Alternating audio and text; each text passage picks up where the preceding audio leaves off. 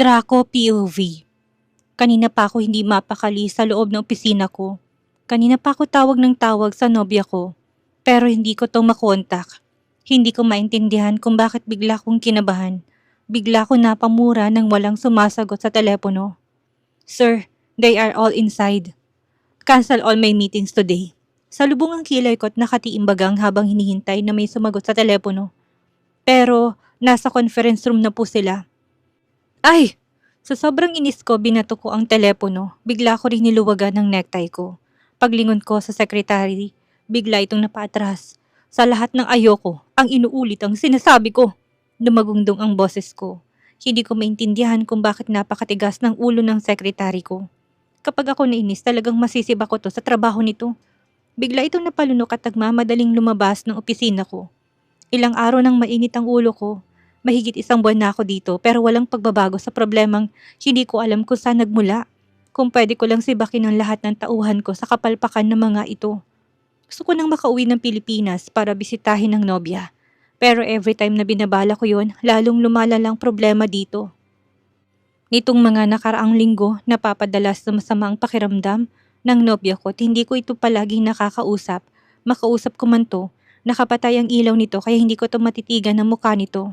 Pakiramdam ko may hindi to sinasabi sa akin. Iniisip ko pa lang na pinapahirapan to sa mansyon, talagang bumubugso ang galit sa dibdib ko.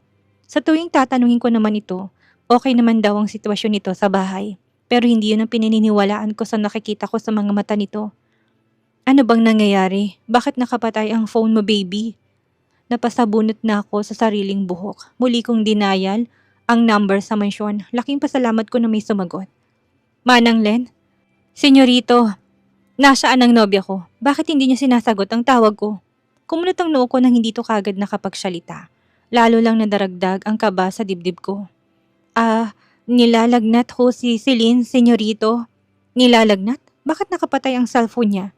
Gusto ko siyang makita, Manang. Pakisabing buksan niya ang cellphone niya at gusto ko siyang makita. Dumiin ang pananalita ko. Nagtaka ako nang hindi ito makasagot. Manang? Kasi... Umigting ang pangako ng maputol ang kabilang linya. Marahas akong bumangon mula sa pagkakaupo. Malakas kong tinawag ang sekretary ko. Sir, ihanda ang flight ko ngayon din, pabalik ng Pilipinas. Kita ko matinding pagkagulat nito. Narinig mo ba ako? Bigla itong nataranta. Opo sir, sinuot ko ang coat ko at nagmamadaling lumabas ng opisina. Sir, sigurado po ba kayo na uuwi ng Pilipinas? Marami po kayong meeting. Gumalaw ang pangakong tinitigan to. Bigla naman tong napayuko. Kung noon malakas ang loob nito na akitin ako, ngayon hindi na. Simula nang bumalik ako dito, palagi na lang mainit ang ulo ko. Mabigat sa loob kong iwanan ng nobya sa mansyon. At lalo lang ako nagagalit at may pakiramdam ako na hindi maganda ang sitwasyon nito ngayon. Kailangan kong alamin kung totoong masama ang pakiramdam nito. Dahil oras na malaman kong sinasaktan nilang nobya ko, hindi ko sila mapapatawad. Huwag mo itong ipapaalam kay mommy na uuwi ako ng Pilipinas. At saka ito tinalikuran. Walang kaalam-alam si Draco na kasabwat ang sekretary niya ng kanyang sariling ina. Ma'am Janine? Yes, may problema ba? Napalunok naman ang babae. May masama pong balita. Sabay lunok nito. What is it? Si Sir Draco po, uuwi ngayon sa Pilipinas. What? Bigla nitong naila yung telepono sa tenga. Anong nangyarit bigla ng pag-uwi niya? Kailangan mo siyang pigilan. Sabihin mo kung gaano karami ang... Galit na galit po siya, Ma'am Janine. Nanginig ang kamay nito sa pagpatayan siya ng tawag ni Doña Janine. Samantalang taranta naman ang Doña na tinawag ang 2 kambal. Palakad-lakad to sa library nito. Yes, Ma'am. Si Donita, biglang lumingon ng Doña sa 2 anak. Uuwi ang kapatid ninyo. Hindi siya napigilan ng sekretary niya at lalong hindi niya pinansin ang problema sa Singapore. Sa tingin ko, dahil ito sa hindi nito makausap ang babaeng silin na yun. Biglang namutla ang 2 kambal, nagkatinginan sa isa't isa. Anong gagawin namin, Mommy? Baka malaman ni Kuyang lahat ng ginawa natin. Nahintakot ang wika ni Donita. Alam kasi nito sa sarili na masigit niyang nasaktan ng dalagang si Celine. Kasabot niya pa ang kaibigan niya si Anisha. Humugot ng buntong hininga ang Donya. Hindi niya malalaman. Pinabura ko sa CCTV ang lahat ng records kung saan makikitang sinaktan natin ang babaeng yun. Pero paanong mga kasambahay? Si Manang Len. Nababahalang wika naman ni Donita. Umiling ang Donya. Hindi sila kakanta. Siguradong sigurado to sa sarili. Nang hawakan ni Donita ang kamay ng Donya. Mommy, malalaman ni Kuya na wala ng babaeng yun dito. Paano natin ipapaliwanag sa kanya? Sigurado kung iisipin niya na pinalayas natin ang babaeng yun. O baka isipin niya na sinasaktan natin ang babaeng si Lynn na yun kaya biglang umalis. Biglang natahimik ang Donya. Anong gagawin natin, Mommy? Si Donita, napahilot ang Donya sa sariling sentido. Hindi niya palubos kilalang anak kung paano talaga ito magalit. Palibhasa noon walang dahilan para magtalo-talo sila. Ngayon lang talaga nang dahil sa babaeng si Lynn na yun. Hanggang ngayon pinagsisisihan niya pa rin na pinulot at kinaawaan niyang babaeng yun. Kung alam lamang siya na ito ang magbibigay ng sakit sa ulo. Sa pamilya niya hindi niya ito pupulutin, ni kakaawaan man lang. Kailangan nating magpanggap. Kita niyang mga tanong sa mga mata ng kanyang anak. Hanggang sasabihin niya sa mga ito kung anong kailangan nilang gawin oras na dumating ang kanyang anak na lalaki. Paniwalaan niya kaya tayo? Alinlangan na tanong ni Donita. Kung sa umpisa alam na ni Kuya na hindi talaga natin gustong babaeng yun. Segundo naman ni Donita. Wala tayong mapagpipilian. Kaysang ipagtapat natin ang totoo. Natahimik naman ang dalawang kambal. Nang maiwan ang Donya sa library, bigla siyang napaisip ng malalim. Hindi niya inasahan na maagang susukong babaeng si Celine. Akala niya, madadaan niya pa sa marahas na paraan para palayasin to sa pamamahay niya. Nakahinga siya ng maluwag na kusa itong umalis. Iniwan din itong lahat ng gamit na ibinigay niya dito. May paghanga rin naman siyang naramdaman para dito dahil hindi nito kinuha ang 10 milyon. Sa isiping mahal talaga nitong anak niya, mas lalong hindi niya ito mapapayagan sa gusto nito. Dahil hindi nga nababagay ang mga ito para sa isa't isa. Ang ikinatatakot niya ang maalalang sinambit ng kanyang dalawang kambal na may lumabas sa dugo sa mga hita ng dalaga ng saktan ito ni Anisha. Sa isiping buntis ang dalaga, mas lalo lamang niya itong kinamuhian gayon din ang dinadala nito. Hindi niya na naisin na magkaroon ng apo na isang pulubi, ngunit na walang haka-haka niya na tanungin niya mismo ang family doctor nila. May menstruation lang daw ang dalaga ng araw na yon kaya may lumabas sa dugo. Hindi mo na siya kailangang hanapin anak, hindi siya nababagay para sa'yo. Dinampot niyang telepono. Donya Janine, pumunta ka rito. May ipapagawa ko sa'yo. Titig na titig siya sa litrato ng babaeng si Celine. Ipapahanap niya ito, hindi para bumalik sa mansyon nila, para ilayo na tuluyan sa kanyang anak kung kinakailangan dalhin ito sa ibang bansa gagawin niya, hanggang sa makalimutan siya ng anak ko. Anak! Napakunot ang noo ko na salubungin ako ng mommy ko habang umiiyak ito. What happened? Bigla ko nitong niyakap. Napansin ko rin ang dalawang kambal na mukhang napapaluha. Kuya, sabay pa ng dalawa. Ano nangyayari at umiiyak kayo? Salubong ang kilay ko, nang bigla ko napatingin kung saan ang direksyon ng kwarto ng nobya ko. Akmang lalagpasan ko mga to nang bigla akong pigilan ni mommy. Kumunot ang noo ko. Anak, si Celine. Tinambol ng malakas ang dibdib ko. Anong nangyari sa nobya ko? Hindi ko na itago ang galit sa boses ko. Pansin kong paglunok nito, ang pagyuko ng dalawang kambal. Hindi ko hinintay ang sasabihin ng mga to at nagmamadali akong tumungo sa kwarto ng nobya. At ganoon na lang ang pagkagulat ko nang wala akong madatnan. Akala ko ba masamang pakiramdam nito pero nasan siya? Nagsitayuan ng balahibo sa braso ko na mapansing walang teddy bear nito. Bigla akong napalunok. Ramdam ko matinding takot sa puso ko. Nagmamadali kong binuksan ang cabinet nito. At ganoon lang pagkatigagal ko nang walang kahit isang damit dito doon. Nanginig ang kalamnan ko. Umiling-iling ako kasabay ng panlalabo ng mga mata ko. Hindi mo ako pwedeng iwan, baby. Nangako ka sa akin. Bigla akong napayuko. Yumugyug ang balikat ko kasabay ng pagpatak ng luha sa mga mata ko. Gusto kong magali sa sarili. Sana hindi ko na lang to iniwan. Sana pala sinama ko na lang ito sa Singapore. Kumuyom ang kamao ko sabay ng pag-ikting ng pangako. Pinunasan kong luha sa mga mata ko. Nakakuyom ang kamao kong bumalik sa malaking sala. Anak! Tumayo ito, nanatiling nakatayo ang dalawang kambal na halos magdikit sa isa't isa. Nasaan ang nobya ko, mommy? Anong ginawa niyo sa kanya? Halos nakalimutan ko na sariling ina ang kausap ko sa tindi ng galit na bumubugso sa akin ng mga oras na yon. Natigilan ako ng humagulol to.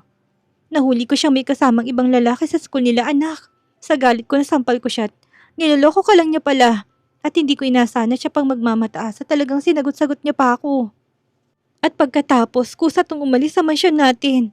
Ang ikinagalit ko pa na makitang naghihintay ang lalaki sa kanya sa labas ng mansyon natin. Para ako natuklaw ng ahas sa mga pinagsasabi nito. Aaminin ko may dumaang kirot sa puso ko, pero may parte sa puso ko na hindi magagawa ng mahal kong nobya. Umiling-iling ako, lalo umigting ang pangako. Nagsisinungaling kayo, mom. Hindi yan magagawa ng nobya ko. Mahina ngunit mariin na sagot ko. Ngunit tinitigan ako nito na may galit sa mga mata. Hanggang sa mapasunod ako sa galaw nito. Isang envelope ang kinuha nito sa center table. Diyan mo mapapatunayan ko talagang nagsisinungaling ako. Sandali ko natitigan ang envelope na nasa kami nito. Ramdam kong panginig ng mga kamay ko. Pabigat ng pabigat ang paghinga ko.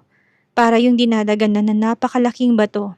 Hanggang sa kusa nitong buksan ang envelope at ilabas ang litrato kung saan pasakay ang nobya ko sa mamahaling sasakyan ng isang lalaki. Bigla akong napatras. Biglang nanghinang buong katawan ko. Napayuko ako na bumagsak ang luha sa mga mata ko. Paanong? Niloko ka lang niya, kuya. Si Donita, mabuti na lang at maaga naming nalaman. Mukhang pera talagang pulubing yon. Segunda naman ni Donita. Wala siyang utang na loob, anak. Tumigas sa mukha ko nang tumitig ako sa mga to. Pahablot na kinuha kong litrato sa kamay ng ina. Gagawin mong lahat, mommy. Maghiwalay lang kami ng nobya ko. At oras na malaman kong edited to. Sabay iling-iling, kahit sarili ko pa kayong ina, hindi ko kayo mapapatawad. Tumalikod ako. Nang may bigla akong maalala, napalunok ang dalawang kambal ng galit ko tong tinignan. At oras na malaman ko na may kinalaman kayo sa pag-alis ng nobya ko. Kumanda kayo sa akin. Tumunog ang ngipin ko sa galit. Nilingon kong sariling ina na bigla yatang natahimik. Huwag niyong kalilimutan na isa akong CEO, mom. Malalaman at malalaman kung lahat na nangyari sa mansyon na ito. Noong wala ako dito. Hindi ako ang tipo ng taong basta naniniwala sa sabi-sabi ng iba, kahit na sariling pamilya ko pa. Para namang ginawa niyo kong tanga kung alam kong sa umpisa pa lang muhing-muhi na kayo sa nobya ko. Binigyan ko kayo ng isang pagkakataon, mommy. Pinagkatiwalaan na iwan ng nobya sa inyo. Kaya oras na malaman kong pawang kasinungalingan ng lahat ng pinagsasabi niyo ngayon, hindi ko kayo mapapatawad. Madiin at namumuhing bigas ko sa mga ito. Hindi ko tinago ang pait at galit sa mga mata ko.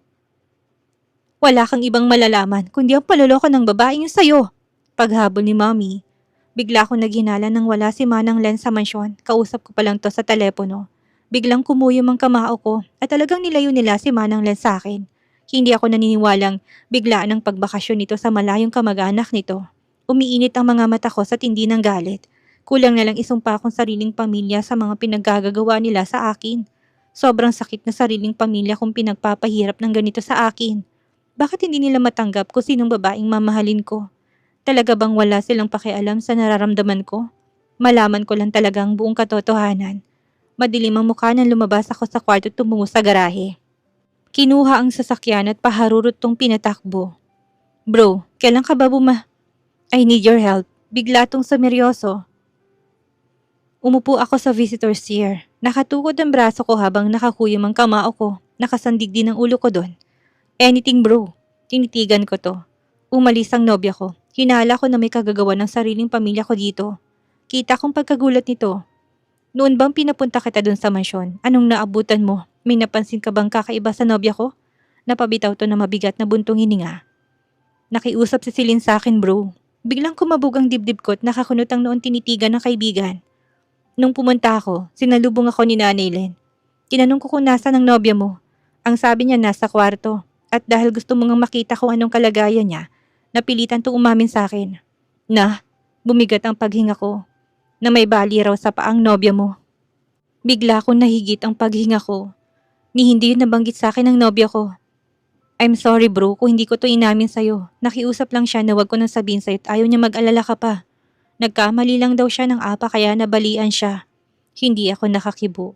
Maniniwala na sana ako nang biglang lumakas ang tibok ng puso ko. Kung hindi ko napansin ang pasa sa braso niya. Tumayong lahat ng balahibo ko sa braso ko. Uminit ang sulok ng mga mata ko. I'm so sorry, bro. Hindi ko akalaing aabot sa ganitong sitwasyon ang mangyayari sa nobya mo. Nanginig ang kamay ko habang kuyom-kuyom ko yon. Sinaktan nilang nobya ko. Tumunog ang hipin ko sa tindi ng galit. Kailangan ko ng pruweba bago ako kumilos at talagang humanda ang lahat ng taong involved dito. Kailangan ko ng investigator. Wala akong tiwala siya ngayon sa investigator ko. Posibleng matakpan to ng pera ni mommy.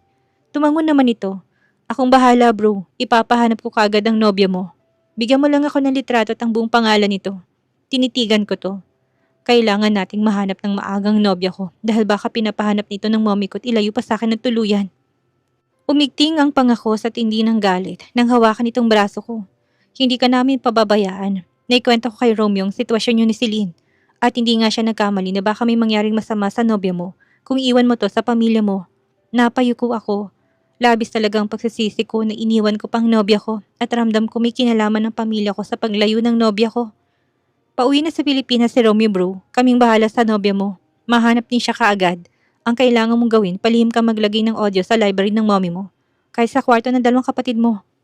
Salamat. Inabot ko rito ang envelope. Kwento ni mommy na naglokong nobya ko at yan daw ang dahilan kung bakit umalis to ng mansyon.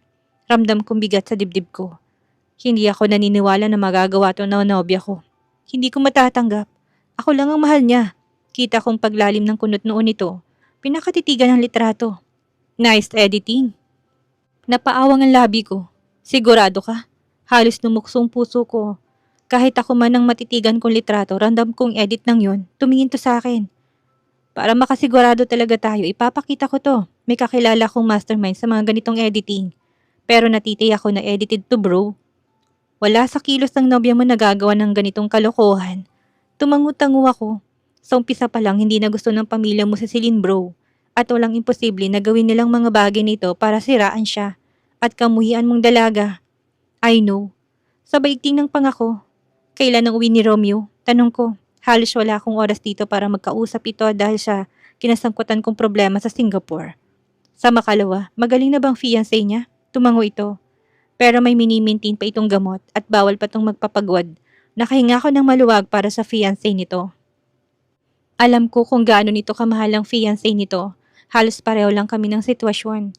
Ayaw ng lola nitong fiancé niya pero hindi naman gumagawa ng ganitong kadasan ang lola nito para sa relasyon ng dalawa. Mapapadali ang paghahanap sa nobya mo bro, lalo na kapag si Romeo ang kumilos. Alam naman natin na masigit na mayaman ang pamilya nila kaysa sa atin. Kaya niyang gawin ng lahat.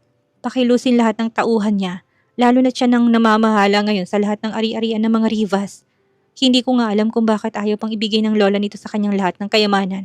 Kung bakit umaasa pa rin ito na buhay pang apo nitong babae. Kung sakali mang buhay ngayon, hindi ba kay Romeo pa rin ang bagsak ng kumpanya at siyang lalaki't magkapatid naman sila? Kung sakaling buhay pang kapatid nitong babae, bigla naman ako napabuntong hininga. Naisip ko rin ang bagay na yun. Bakit pa nga ba umaasang lola nito na buhay ang kapatid niyang babae? Alam naman itong sumabog ang sasakyan bago nalaglag sa mataas na tulay. Dito na po nagtatapos ang kabanata ng ating kwento at sana'y muli niyo po akong samahan sa mga susunod pang kabanata. Maraming salamat po at keep safe everyone.